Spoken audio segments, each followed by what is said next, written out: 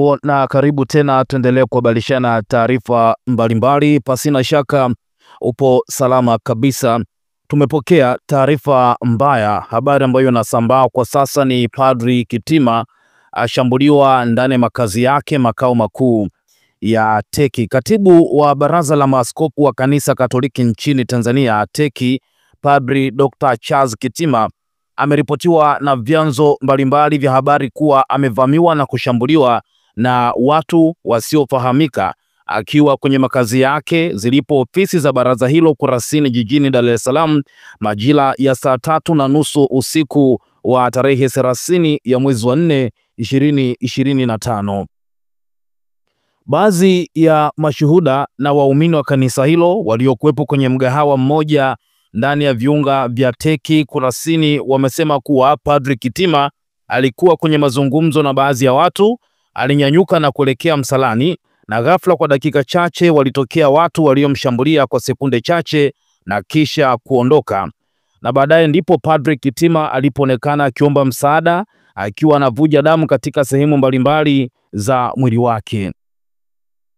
Mara baada ya shambulizi hilo, Padri Kitima amepatiwa matibabu ya awali kwenye kituo kidogo cha afya cha TEC kilichopo eneo hilo, na baadaye kusaidiwa na baadhi ya watu kupandishwa kwenye gari tayari kupelekwa kwenye hospitali ambayo mpaka taarifa hii inaandaliwa ilikuwa bado haijafahamika ni hospitali gani alipoenda kupatiwa matibabu.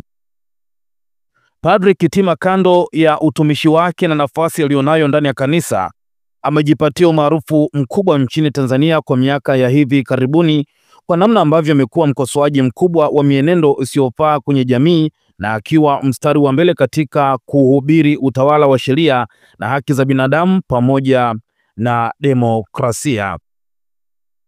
Taarifa hii sio nzuri. Itakumbuka kwamba siku ya juzi Father Dr. Charles Kitima, yani siku moja kabla ya shambulio hili ambalo amekutana nalo, alinukuliwa na vyombo vya habari akisema kuwa jukumu la viongozi wa dini ni kukemea maovu katika jamii, na nukuu, Padri Kitima alisema, sisi kazi yetu kama kanisa ni kukemea uovu, kuiba kura za wananchi, kupeleka kura zisizo halali, yani feki, kumtangaza mtu ambaye hajapata kura nyingi unamwacha aliyepata nyingi, huo ni uovu. Lakini pia Padri Kitima alisema Tanzania ina dini za kimila, Ukristo, Uislamu. Katika dini zote hizo Mungu anaagiza maovu ni haya na haya, na hayo ni pamoja na kuiba kura, kuvuruga matokeo na kutokuheshimu sauti ya wananchi. Huo ni uonevu na uovu wa wazi. Jambo la tatu, tutakaposema wachague chama hiki au waache chama hiki, hapo ndipo tutakuwa tumeingia kwenye siasa. Lakini tunaposema acha kuiba kura, acha kuvuruga kura ya raia, hapo tunatekeleza wajibu wa kidini.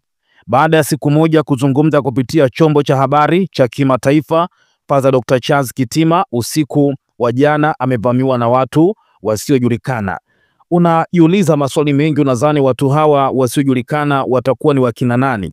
Ukiangalia kipindi cha hivi karibuni, Dr. Kitima, Father Dr. Kitima amekuwa ni miongoni mwa watu ambao wanatoa sana matamko kukemea mambo yasiyokuwa na haki na vitu vingine. Lakini pia TEC kama TEC tumeshuhudia siku za hivi karibuni wakitoa msimamo wao kuhusu mambo ya siasa pamoja na utawala.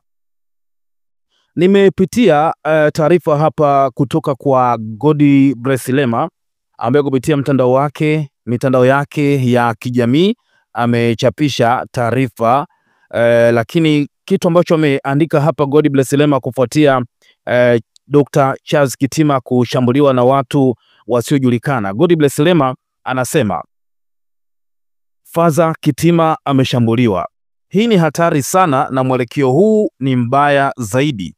Naona hatari mbele, ninaota kuwa ujasiri wa shambulizi hili pengine utakuwa na sababu ya kuogopesha, kutisha na kuongeza hofu kubwa kwa wakosoaji dhidi ya udhalimu, uonevu, dhambi, ukandamizaji. Hatua hii mbaya inatakiwa kukutana na vikwazo vikali kutoka kwa jamii ya watu wanaotaka haki katika nchi bila kujali itikadi zao za dini, kabila na siasa. Na laani vikali shambulio hili ambalo linajenga hofu kubwa kwa viongozi wa dini na wananchi.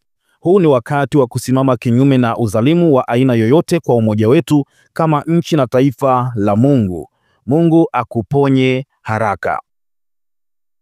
Na John Heche ambaye ni makamu wa chama cha Chadema Bara pia amechapisha taarifa kufuatia Padri Kitima kuvamiwa na watu wasiojulikana na kumjeruhi, lakini kuna taarifa ambazo zinadai kwamba hali yake sio nzuri sana baada ya kushambuliwa, kwa sababu kutokana na wale ambao wamemuona akiomba msaada baada ya kushambuliwa, wanasema kwamba Padri Kitima alikuwa anavuja damu. John Heche ameandika, nimepokea taarifa mbaya za kushambuliwa kwa mwalimu wangu Dr. Kitima usiku huu. Hii ni habari mbaya sana kwa nchi yetu. Tumefikaje hapa? Get well soon father, tunakuombea.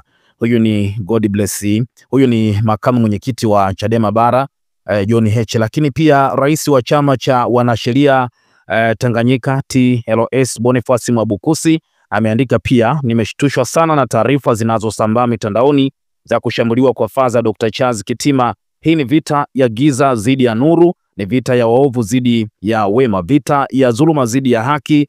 Ninafuatilia habari hizi na kamwe hatutapigia magoti uovu, ameandika rais wa chama cha wanasheria wa Tanganyika TLS wakili Boniface Mwabukusi kupitia mtandao wa X ambao zamani ulikuwa unajulikana kama Twitter. Watu mbalimbali wametoa maoni yao, tupitie baadhi ya komenti za wadau, lakini tutaendelea kukuhabarisha zaidi taarifa kinachoendelea, kama wahusika wamejulikana na kama wamechukuliwa hatua, lakini pia jeshi la polisi watazungumza kitu gani.